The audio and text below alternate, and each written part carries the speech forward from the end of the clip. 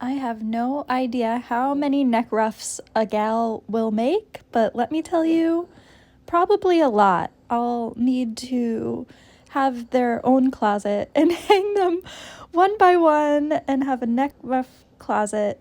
I loved making this. It was so much fun. I am excited to know some sewing skills to get me by. Nothing crazy fancy, but enough to make some really cool decor and costumes for my set design and keep it avant-garde and exciting.